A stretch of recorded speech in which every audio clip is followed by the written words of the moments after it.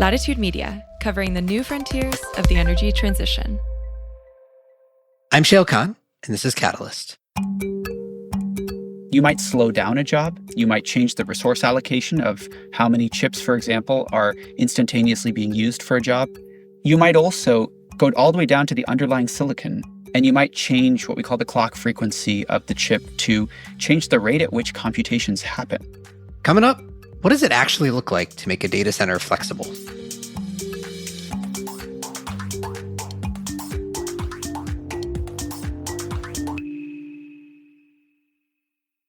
Imagine a world where connected devices like EVs, home batteries, and smart thermostats work together to support a more efficient, reliable, and affordable power grid. Energy Hub is making this vision a reality today.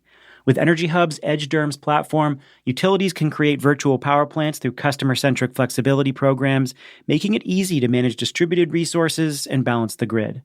Unlock grid flexibility and reliability through cross-DER management with Energy Hub, the trusted Edge DERMS leader. Visit energyhub.com to learn more. Catalyst is brought to you by Antenna Group, the communications and marketing partner for mission-driven organizations developing and adopting climate solutions. Their team of experts help businesses like yours identify, refine, and amplify your authentic climate story. With over 3 decades of experience as a growth partner to the most consequential brands in the industry, their team is ready to make an impact on day one. Get started today at antennagroup.com. Need to accelerate procurement for an upcoming solar or storage project? ANSA is your best source of intel to stay on top of current policy, tariff, domestic content, and supply chain issues. ANSA's team of experts is available to help you adjust procurement strategies, secure safe harbor products, and find existing inventory in the U.S. as policy continues to evolve. Learn more about ANSA's subscription and service options to help you navigate an uncertain market at go.ansarenewables.com/latitude. I'm Shayle Kann. I invest in early-stage companies at Energy Impact Partners. Welcome. So the conventional wisdom about data centers is that from an electricity perspective, they look like totally flat load, i.e. operating 24/7, 365, and without much willingness to change that. But as power increasingly becomes the choke point for more data center infrastructure development, the world is waking up to a bunch of ways in which that's not entirely or necessarily true. First, you can put generation or batteries on site to shave peak load. That's the physical solution. But there are also digital solutions, it appears. First, because data centers aren't actually operating at nameplate peak most of the time anyway. But also second, because you might actually be able to make the workloads themselves a little bit flexible. Google actually made a big announcement about doing this at their data centers just a few weeks ago. They've announced that they've partnered with 2 utilities, Michigan Power and TVA, to introduce demand response via workload flexibility in their data centers. But our guest today is my old friend Varun, who's also working on this problem. His company, Emerald AI, is building a software platform that is intended to make data centers flexible. As with many things in electricity, the devil is in the details. And in this case, the details involve what do we mean by flexibility? How do we actually get it? What are the SLAs between the data center operators and their customers? How are the grid operators going to think about it? There are a lot of nuances to this. So let's get into it. Here's Varun. Varun, welcome back. Shayle, thanks for having me back. All right, new topic for us to talk about here, which is what you are spending your time on these days, data center flexibility. I want to start by having you kind of walk me through what you understand to be the way that compute translates to electricity load in AI data centers today. I think this is something that is actually commonly misunderstood. So what does the electricity load profile look like of an actual AI data center today? Yeah, great question. First of all, from a planning perspective, the grid has absolutely no idea what your load profile is going to look like, and that's the way that they study you as a new AI data center load. But let's just back up here. AI data centers nowadays, as NVIDIA CEO Jensen Huang calls them, AI factories, fundamentally are in the business of transforming electricity into what we call tokens, which are the fundamental input or output unit from AI. And they're doing it increasingly well. So a data center will try very efficiently to take electricity and turn it, into compute outputs. And you'll have losses along the way. You'll have losses because of the load of cooling, for example. All the other non-computational loads in a data center. Historically, a data center might lose 33% of the power or use it 33% of that power for non-IT or information technology uses, and the remaining 66 or 67% goes into actual computations. Nowadays, with the increasingly customized design of these AI factories and some of the amazing efforts of the hyperscalers such as Google, these numbers are falling, and therefore you can get 80 or 90% of the power being turned directly into AI computations. What does that look like to the grid? Well, if you're running a large language model training run, you might see the power use of that AI data center spike as the training run commences, have brief dips as the AI training run undergoes what's called synchronized checkpoints. So there's this kind of very difficult to predict transient behavior that's wildly swinging. And then after the training run concludes, hours or days later, you might have a large reduction in demand. If you have an AI data center that's fully committed to doing what's called inference or using these AI models, you might see more smooth, but still relatively unpredictable usage patterns from the grid's perspective. So that's one of the reasons that AI data centers appear so scary to grids today. You can't really plan for what you expect to see. And these loads look fundamentally different from anything they've ever seen. They're extraordinarily energy dense. Yeah. And, it's not dissimilar from kind of everything else in electricity, which is the result is you have to plan for the peak, right? So the data center says, I need, let's invent a number, 400 megawatts of capacity. I think from a grid operator perspective, you basically have to plan for 8760 hours of 400 megawatts. That is essentially what you were planning for, right? You're actually planning for even worse than that, Shayle.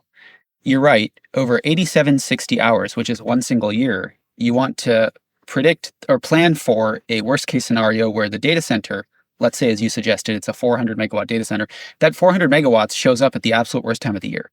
But you're actually planning for even more years than that when you're running this interconnection study to determine, can this data center connect to my system?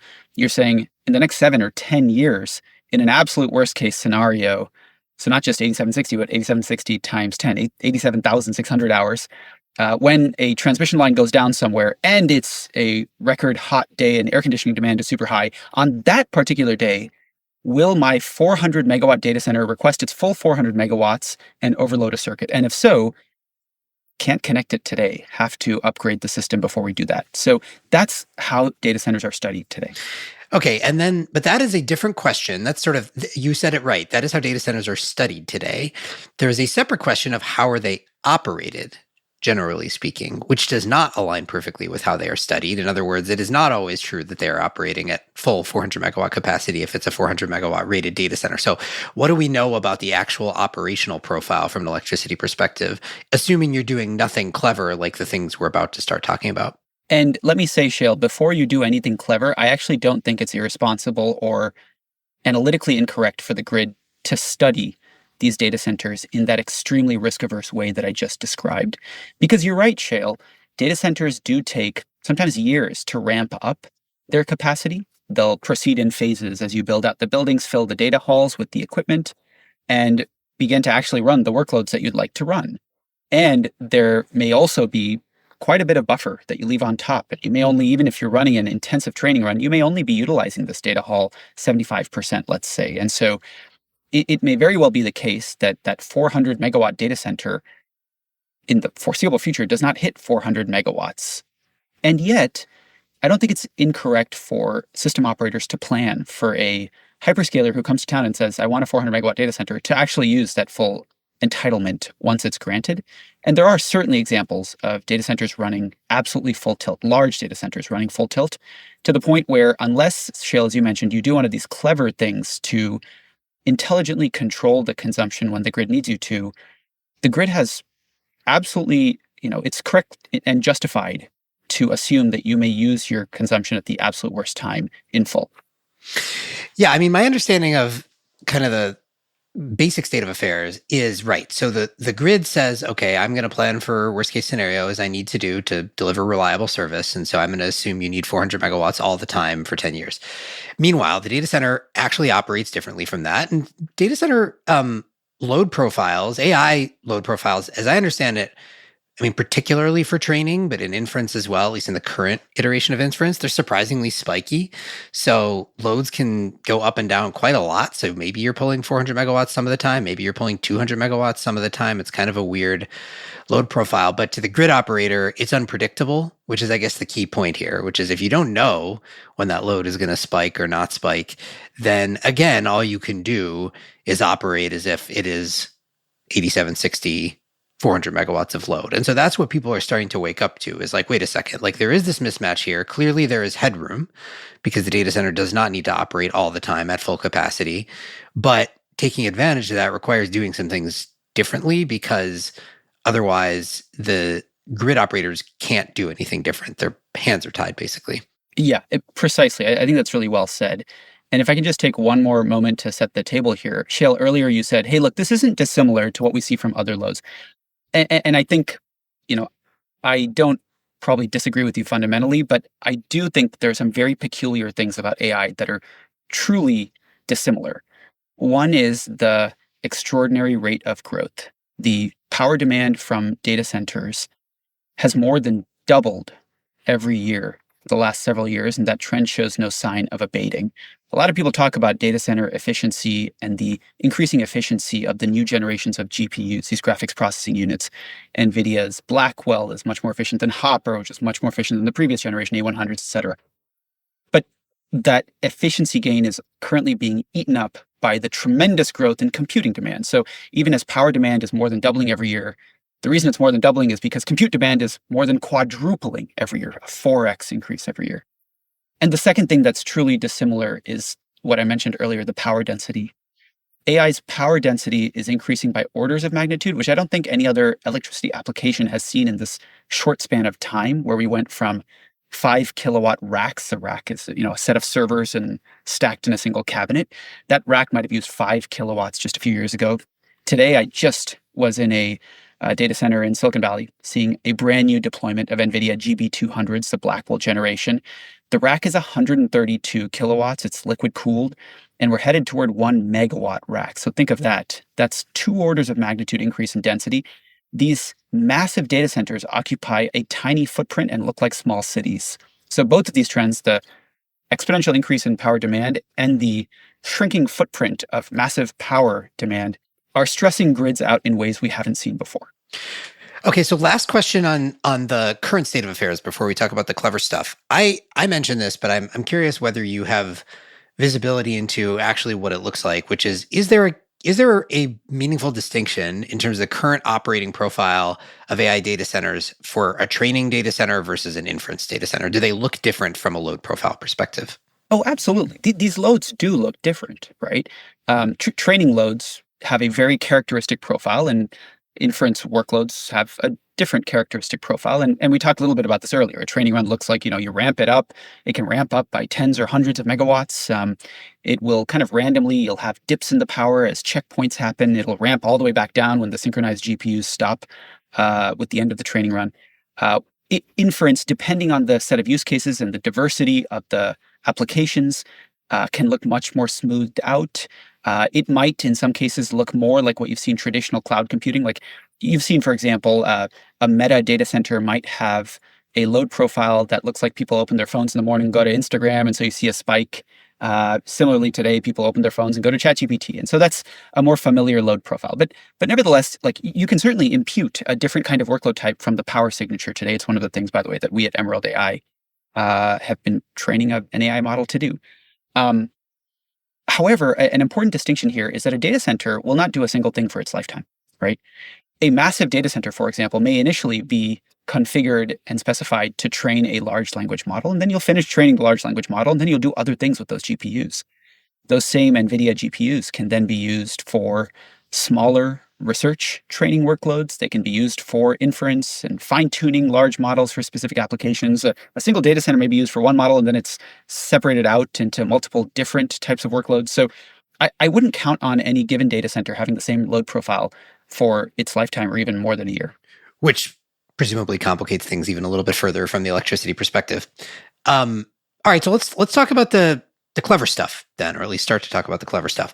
So the key concept here is, can we make data centers look to the grid like flexible assets, which means introducing some measure of predictability and planning into when the load from the data center is below peak, basically. And there are various ways you could do that, from like, basic demand response that says we will tone down demand, a few hours a year just at peak, to like daily flexibility where you're shifting intraday all the time. So there's lots of different versions of it. But from like a simple mechanical perspective, just to start, say you want to introduce some measure of load flexibility into a AI data center, what are you actually doing?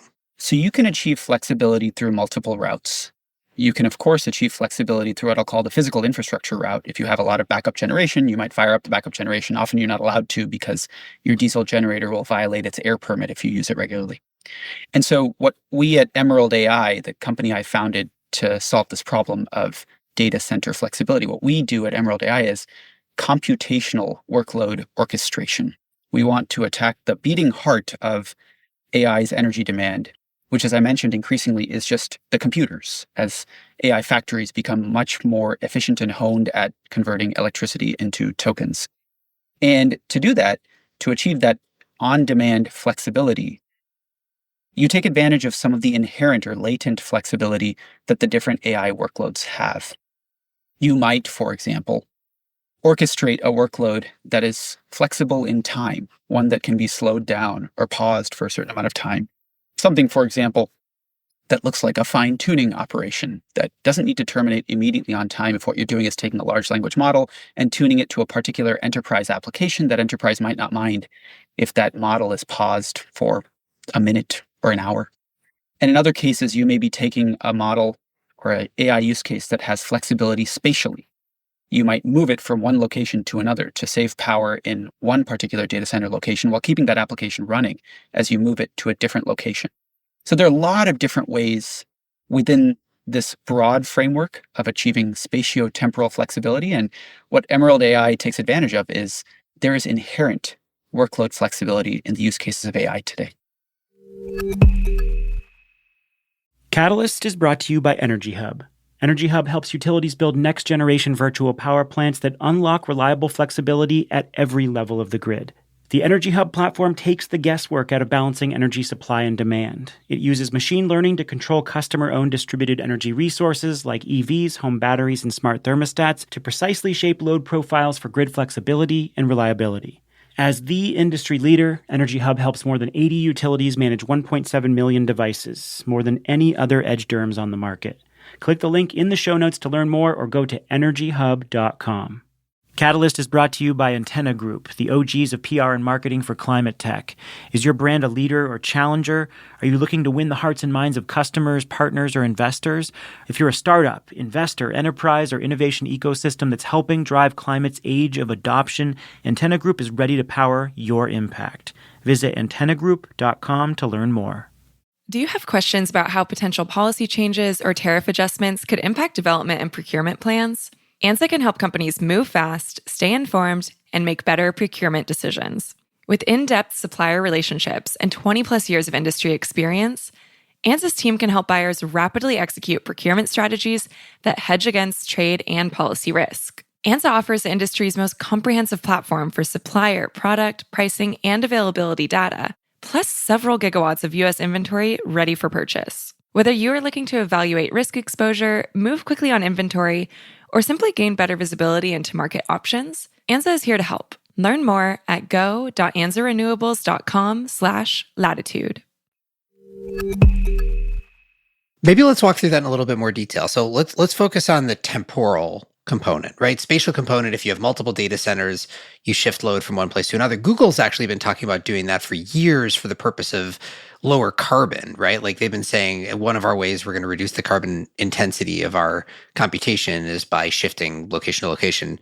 That feels to me like it is more readily available to the hyperscalers who have lots and lots of data centers probably within one region than it is to others. The temporal one, in theory, available to anybody.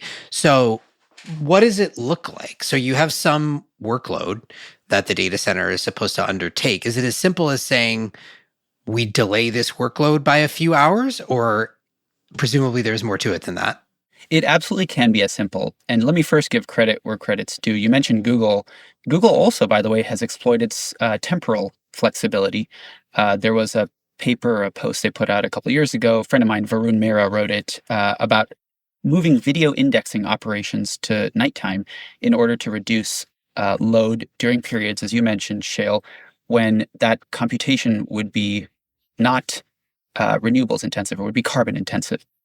So exactly as you said, one simple thing to do would be to simply pause a workload.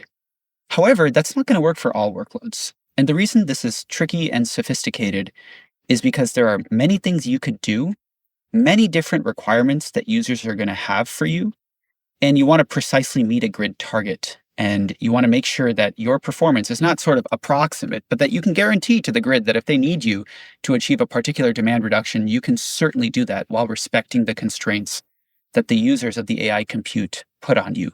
That dual optimization problem is what makes this complicated. So in addition to pausing and then resuming later on a job that can tolerate a delay, you might slow down a job. You might change the resource allocation of how many chips, for example, are instantaneously being used for a job.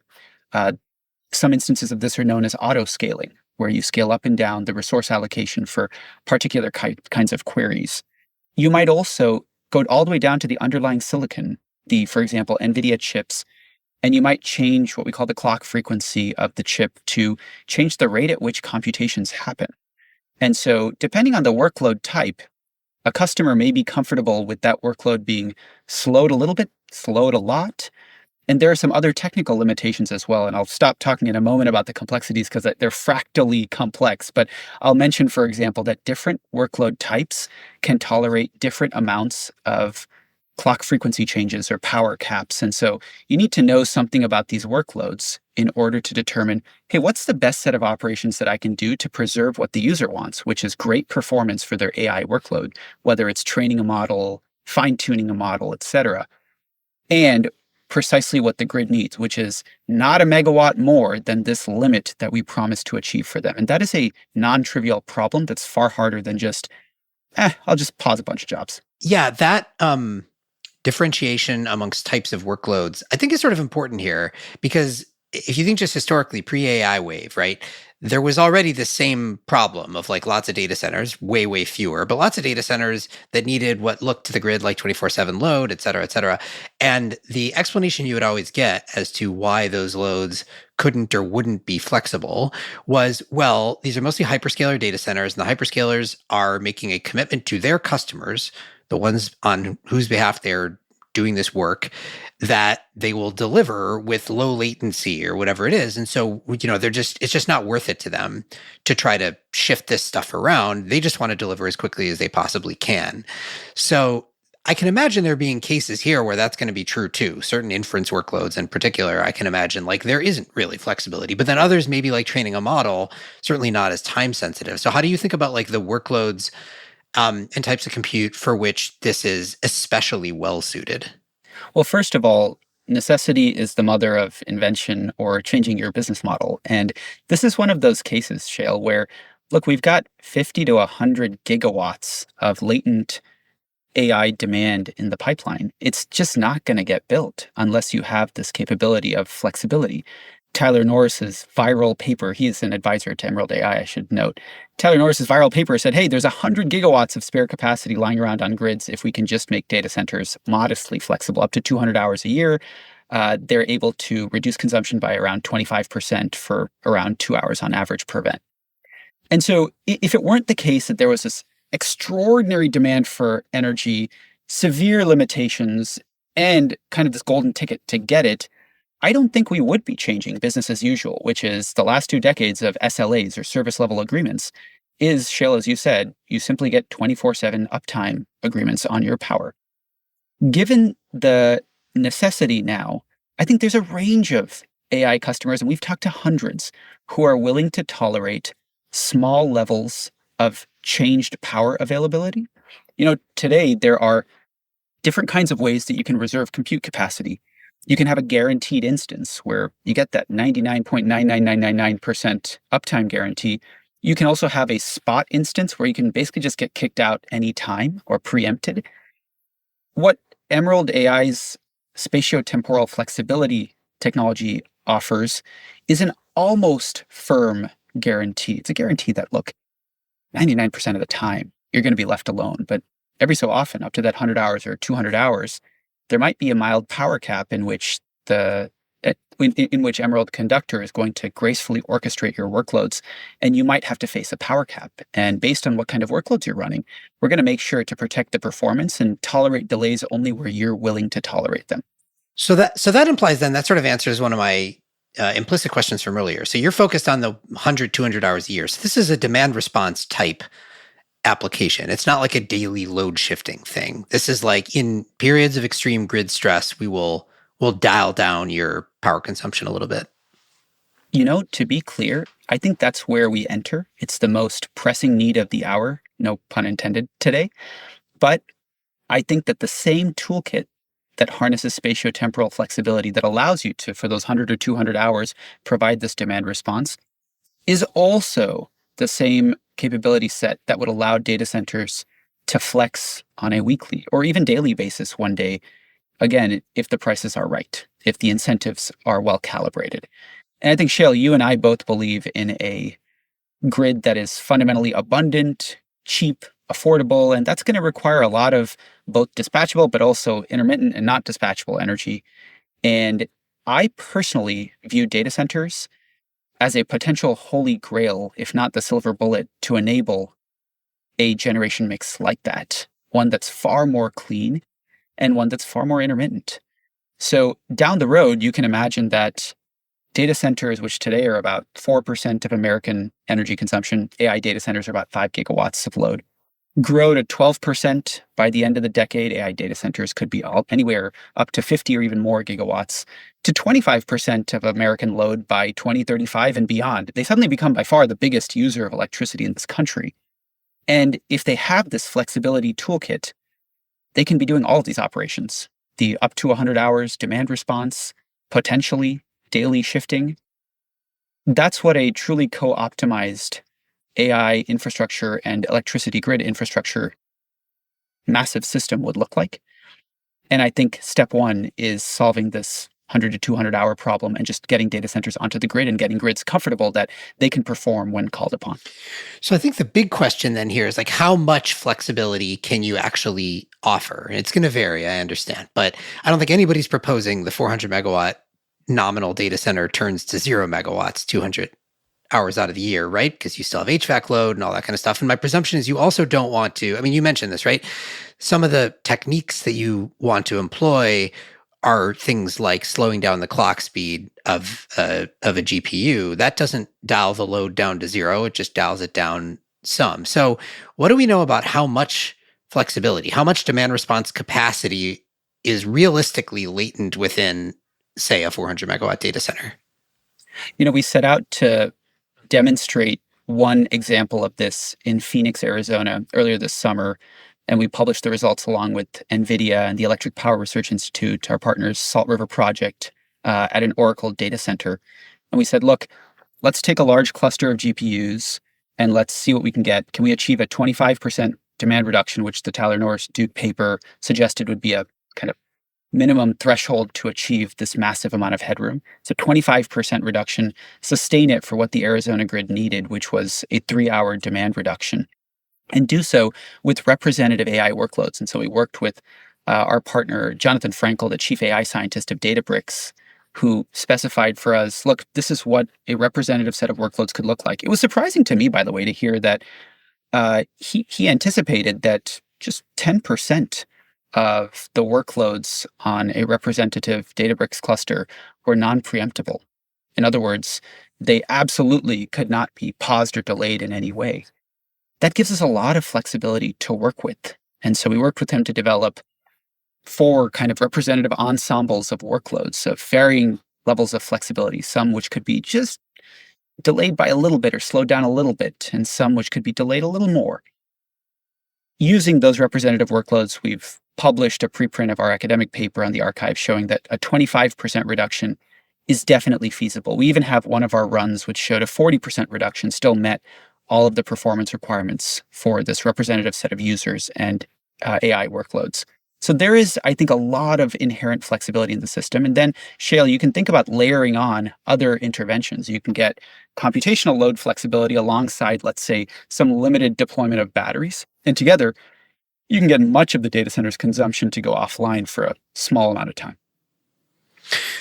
When you say still met the performance requirements, is that like there's something in the SLA, they're giving you a representative SLA and you're saying, okay, I still need to meet this? Or is it, who defines because isn't that the key thing? Obviously, you can get kind of as much as you want, presuming that the performance requirements allow for it. And so a lot of this, to me, seems to come down to like, what is the SLA between the data center operator and the customer?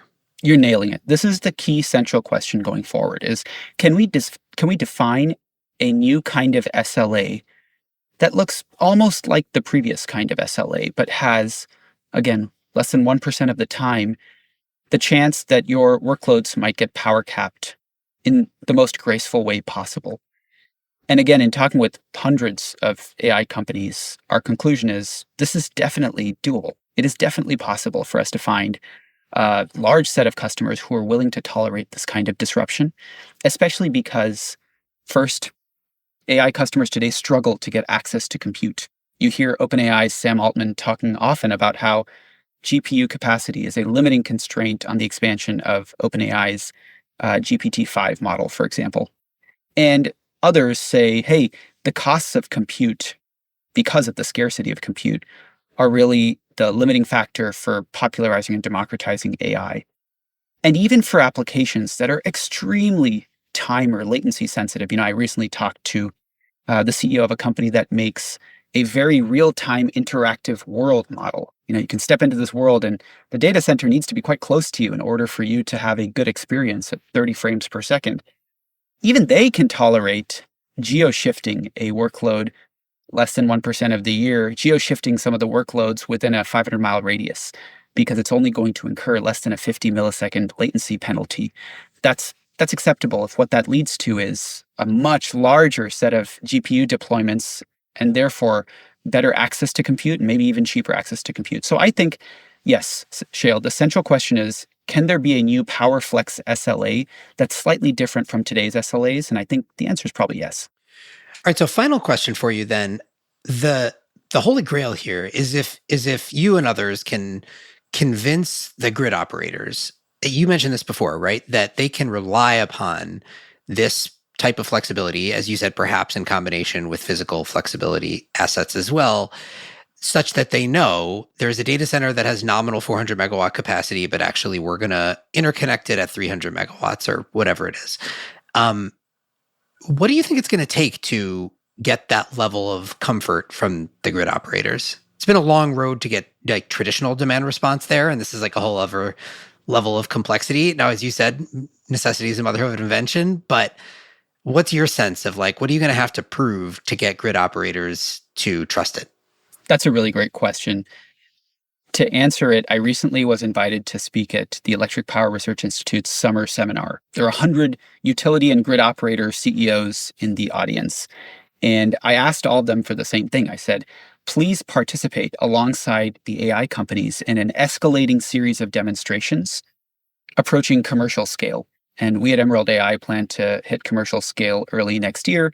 We're very excited to have whole data centers be power flexible in partnership with our collaborators, such as NVIDIA, which is our biggest investor, because that data, that ground truth reliability information is what's needed for grid operators and utilities to believe that this is actually a thing, that AI, far from being the scariest liability that's getting added to grids, could actually be the most promising asset that we can add to grids. They've got to see it to believe it. So we're working with a range of partners. I mentioned the collaboration with EPRI and Oracle and NVIDIA and SRP in Phoenix, but now we have upcoming demonstrations all over the United States and increasingly around the world, which I'm very excited about, to showcase that data centers can be flexible and get grid operators very comfortable. One last thing I'll mention is in order for a grid operator or utility to bank on the fact that, hey, when I call this resource, it's actually going to perform the way I need it to, Emerald has developed something called the Emerald Simulator, which is a digital twin that imagines what would happen if we did certain orchestration operations. We moved some workloads around, we paused or slowed workloads. And as we've submitted in our academic paper, it's extremely accurate. And that accuracy, built out over many more demonstrations, is going to be critical to prove to utilities and grid operators that, in fact, the system is going to work the exact way you expect it to. And if it doesn't, in that absolute worst case, there will be some fail-safe mechanism to make sure that it does work. So there's a lot of convincing work to do, but I sometimes feel we're pushing on an open door. When I talk to the chairman of a regulatory commission, you pick your large East Coast state, that chairman said, I've got the governor knocking on my door every month and saying, what have you done for me to bring data centers to my state? Because I want to economically compete with all the other states. Regulators, utilities, system operators are all balancing this trade-off between providing reliable and affordable electricity, but also bringing economic development and this extraordinary new source of demand, the greatest economic opportunity humanity's ever seen, to their state. Data center flexibility is a way to end the trade-off between those two halves. You can have it all at the same time. It's the reason I left everything I've been doing in my career and founded this company to do just this for the next decade of my life. So really excited about it. Varun, this was fun. Thank you again for coming back. Really appreciate the time, Shayle. Thank you so much for having me. Varun Sivaram is the founder and CEO of Emerald AI. This show is a production of Latitude Media. You can head over to latitudemedia.com for links to today's topics. Latitude is supported by Prelude Ventures. This episode was produced by Daniel Woldorff. Mixing and theme song by Sean Marquand. Stephen Lacey is our executive editor. I'm Shayle Kann, and this is Catalyst.